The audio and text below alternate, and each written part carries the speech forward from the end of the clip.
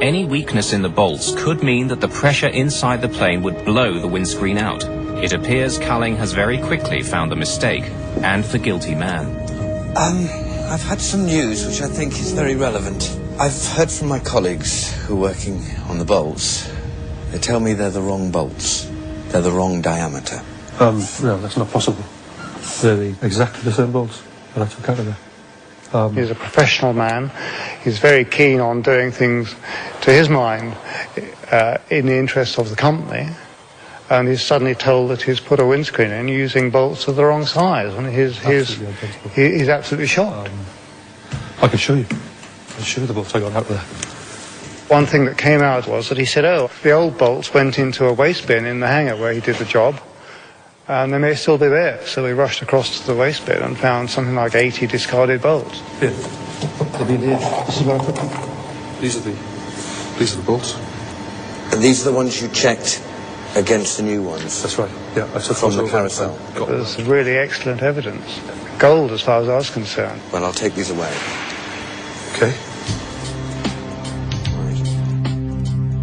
By comparing the maintenance manual to what the engineer had told him, Culling is quickly able to identify the first part of the sequence, what went wrong the previous night when the window of the BAC One-Eleven had been replaced. We went through the whole chain of events that had occurred, and we found that there were something like 13 different anomalies which led to the fitting of the bolts. And had any of these caused him to think, the sequence of events would not have continued, and there wouldn't have been an accident.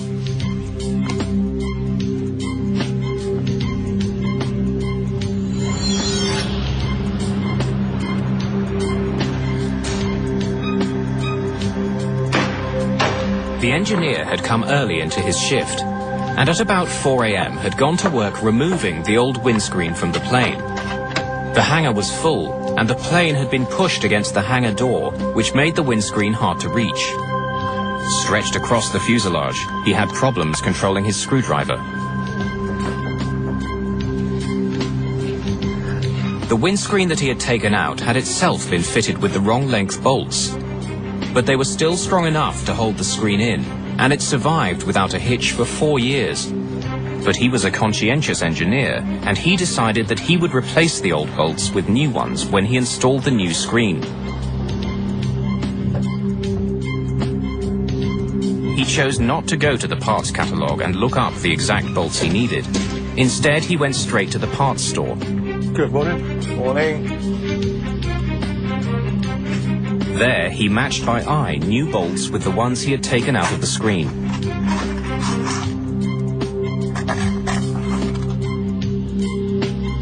His eye match was good, and he found a few fresh bolts of exactly the same type in a drawer. What I'm after is I need 97 Ds. I'm just doing a windscreen on a 111 over there, and I need some new bolts. 8 Ds on a 111? Well, no, these are 7s. This is a 7. I've just taken it out. We haven't got any 7s anyway. Okay. Right, the store manager knew which bolts the engineer should have been looking for, but the engineer chose to ignore his advice. Instead, he drove to the other side of the airport to find a match for his bolts. It was now about 5:15 a.m., and in a dark corner of the hangar, he continued to search for new bolts identical to the ones he'd taken out of the plane. But in the gloom, his luck finally ran out. He thought they matched, but they didn't. He picked bolts that were just over 2/100ths of an inch too narrow for the job.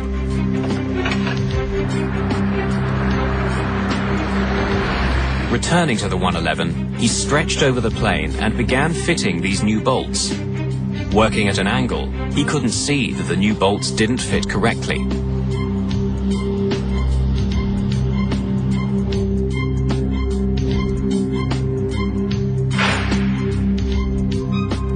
Signing off at 6 a.m., the engineer had managed to get his work done in time. The plane was now ready to be handed over to Captain Lancaster and his crew. In fact, it was a disaster waiting to happen.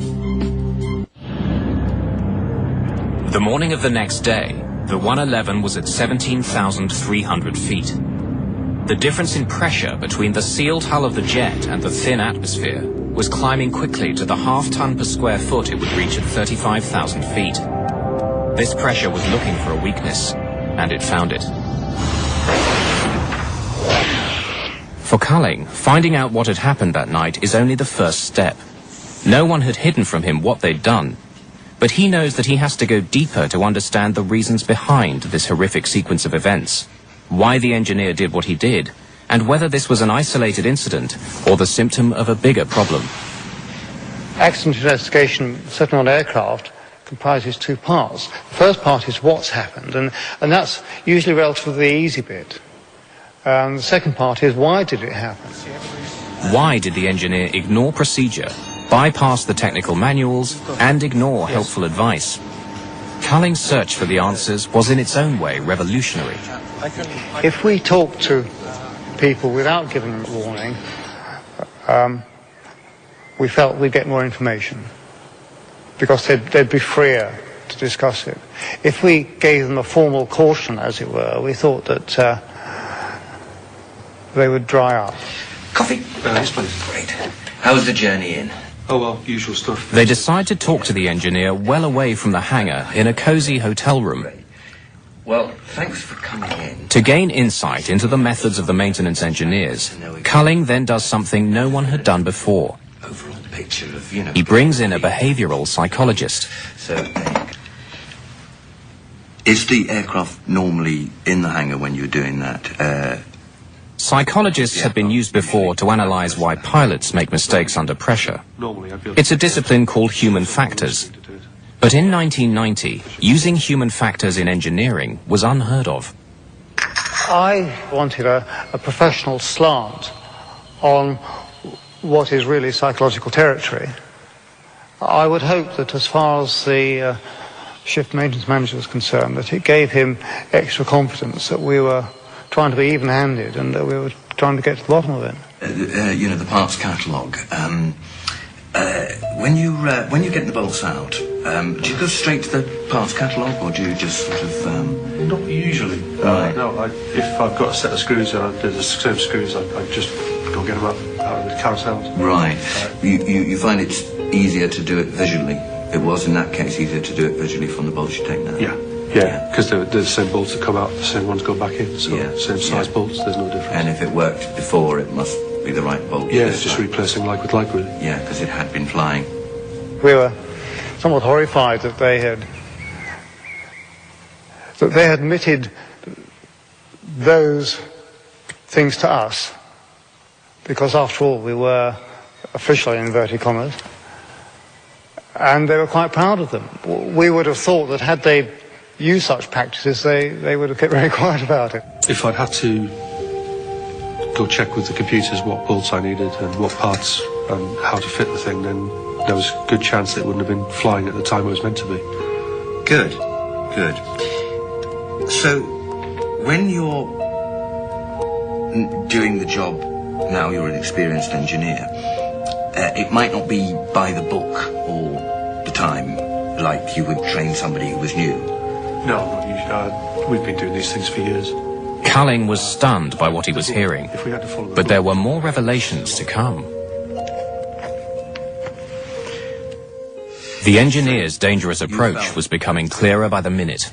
You trusted your own knowledge better than the store supervisor's knowledge. Well, I'm an engineer. I got 7D bolts out, so I put 7D bolts back in. That's, well, no problem with that. It's that simple. So you trusted that the aircraft had been flying, so therefore they must have been the right bolts. Yeah, that aircraft had done lots of hours with that windscreen. Their whole aim was to expedite work through their station. They had a lot of work coming. It was all done at night, and in many cases they had more work than they could reasonably handle. And they had devised little stratagems to get round that. Culling and the psychologist's insights made their way into the first draft of the report. It said that there were systemic faults in the maintenance procedure in Birmingham. But under pressure from British Airways lawyers, and because they hadn't carried out their investigation following normal procedure, the final report was forced to change its emphasis. By our, I mean the Treasury solicitor or whoever was advising the branch, confirmed that under natural law it was unfair to use that information because we hadn't gone through the whole procedure. And so we had to remove that from the report. The investigators had never produced an accident report like it.